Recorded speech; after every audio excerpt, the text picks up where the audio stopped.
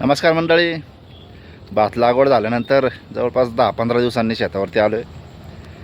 आणि मी भात लागवडीच्या आधी एक फवारणी घेतली होती. ऊसाचा जो बांधा असतो आपला शेताचा, त्या बांधाची फवारणी घेतली होती तणनाशकाची.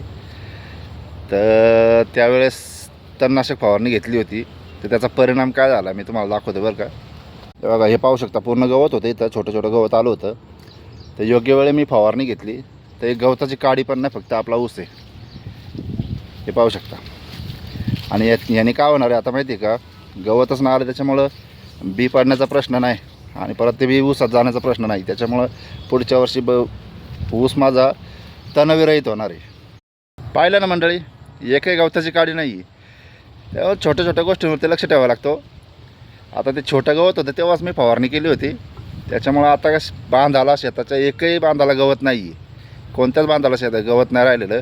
त्याच्यामुळं आता ऊसाला काही टेन्शन नाही, ऊस एकदम तणविरहित ऊस होणार आहे.